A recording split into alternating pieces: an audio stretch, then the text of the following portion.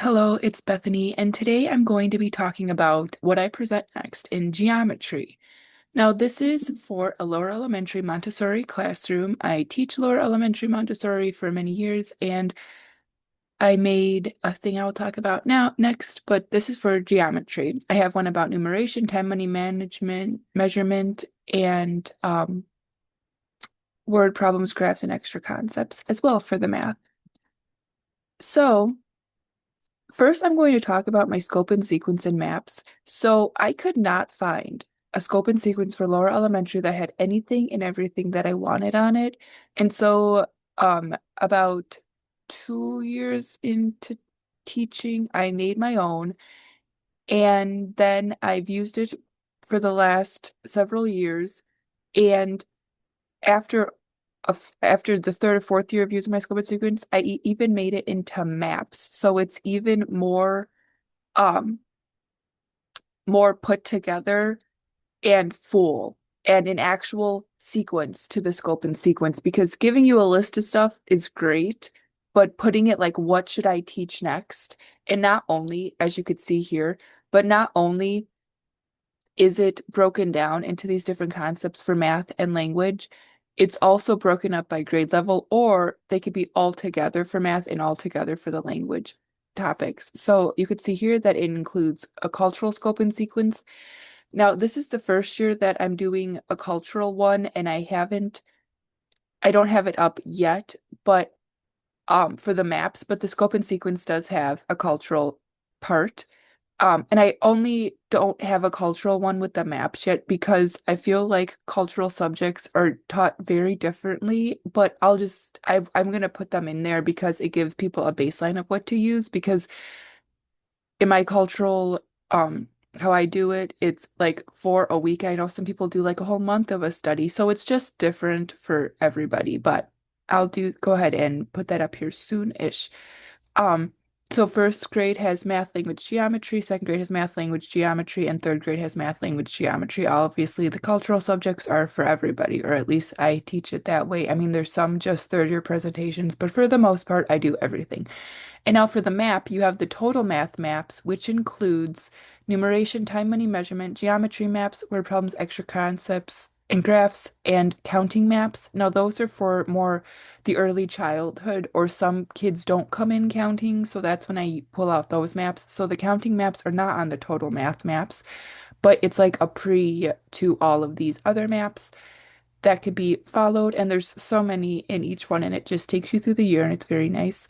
Um, to like see exactly what they need next because in Montessori you could do it at like grade level groups, but sometimes there's a kid ahead or kids that need more work and everything, so it's nice that way. And then for language, there's the total language maps, writing, word study, grammar, and words map. The words map are like the different short vowel blends for the blue series, and then like vowel blends, so consonant blends, vowel blends. I don't have a reading one um entirely. Um, but that's because I use different things for reading because there's no specific things, but that's where like the word map comes in, but also the I have reading skills on one of the maps as well. So let's get into the time, money, excuse me, the geometry. So, geometry for first grade. First, I always start with everybody as like our beginning week. It's going to be the fundamental concepts, which is the geometry, which is point, line, plane, and solid, or it's also called the four key elements. My training gave me Montessori for everyone, so this follows like A1 is fundamental concepts. All B's are lines, all C's are angles, and then like E is the quadrilaterals, polygons, and everything like that. E and D are like that, or D's are triangles. So those are just like a numerical system for how it's organized. So then I also review the geometric solids. Usually kids don't remember these. I actually had one kid this year remember them all from their early childhood class, which I thought was cool. I'm like, they must have done that work a lot. Lines, again, there's five in total. Here I'm not listing out everything, but if you buy the scope and sequence and maps, it's literally listed out for you when to do it. And then you could see we do quadrilaterals, and then polygons. Polygons I like to do with everybody at the same time because there's a cool song that goes along with it. curved figures, symmetry, and then command cards I sprinkle out throughout the year. One thing I will say about geometry is that some people, like at my training, they were very loosey-goosey with the geometry. They said you could teach everything every year to everybody. You could just have them pick a few works. So this is how I like to do it. I like to focus on these things for the first year with the lines and the shapes and command cards and symmetry.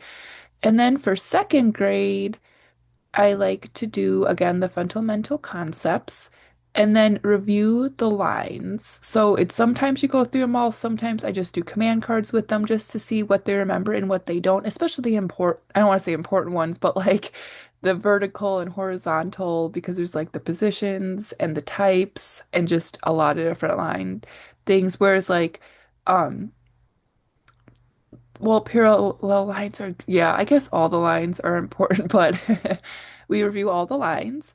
And then we do the triangles, and this grades the triangles by sides, the triangles by angles, and then we do symmetry, congruency, similarity, transformations, which are the flips, slides, and turns.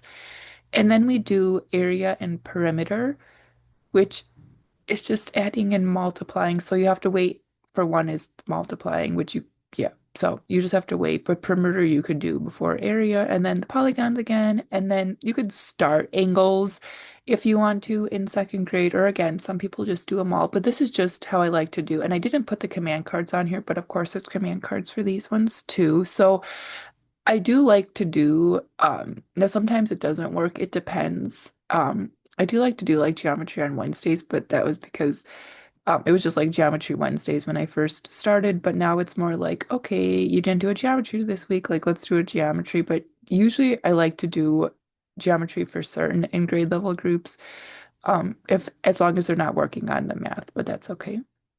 And then geometry for third grade, again, review the fundamental concepts, which I like to do this all together because I used to do it with um, Twizzlers and then people stopped eating or die. But so you would cut it, you would do the line for the string, make little dots, put four together to make um the surface or plane. And then for the solid, you would just like use a little plastic knife to cut the piece off. But I just recently did this with marshmallows and pretzels, and that was a lot of fun. Review the lines again, review the triangles. Now, this is usually an actual review, like we'll do the sides again, we'll do the angles again. And then we will do the angles. Now, angles have four or five also. Um, I do like the first two together, like to introduce an angle and then the parts of an angle, and then there's types of angles. Um, you could always do like, oh, yeah, with this could also be the different measurement tools for angles. Parts of a circle. This I keep for third grade. I don't know why. It's just the third graders do the parts of the circle. Now, of course, a first year could see it or a second year could see it. Obviously, I do this in March by Pi Day. Um, and it's just a lot of fun. It's like, okay, third years, are you ready for the I call it like the very last, even though it's in March of their third year, the very last presentation of geometry. It's parts of the circle. So they're like, yeah, let's go. The transformations, the area perimeter, again, you're just practicing more of that. And then you could also get into because you have like April, May, oh yeah, April, May. Yeah, there's only a few months left of the school year after we do parts of the circle. So circumference, measuring radius, measuring diameter, different things, because again, it's just that doubling. And especially when you do division, it's either doubling or like dividing by half for the radius and diameter, however you go. So it just depends if kids get to that point and actually want to do it. And then volume. So that's basically the third year one. I know they could always review other things. I know on the test we give, they always, just for like the yearly test our students take, they always ask about the rhombus. Like a rhombus, I guess, is a big thing in third grade. There's like multiple questions about rhombus. So I always make sure to review like the quadrilaterals and the like specifically the rhombus with them. So it's just things that it's like, okay, I guess they have to know this. Things like that. So um that's my scope and sequence for geometry. It's pretty I don't want to say chill, but it's a pretty nice one because it's like you just focus on different things and then it's kind of low pressure if they get low pressure, if they get to it or not. Not like they have to know addition, they have to know subtraction, but they don't technically need to learn the parts of the circle until, high school geometry when they do it again. Although things may be different now in high school and middle school for that. But the thing I will say with this is why they do the parts of the circle and all this other math now is when Montessori was created, they would do all their math subjects and everything when they were younger and then like open the farm in middle school or a different business or something in middle school and high school. So that is why they do it now, which I think is really cool because then they go off and say, hey, I learned this before, or at least they have seen it because Montessori is exposing them to so many different things. And I think that's the beauty of it. So thank you for watching. Go ahead and click down below for my scope and sequence. If you would like to buy it, it would be awesome because I've had so many reviews of it. It just is so much better than looking at so many different pieces of paper or not having a clear like what comes next. My things are so clear like what comes next, and that's what makes a difference. So thank you so much for watching.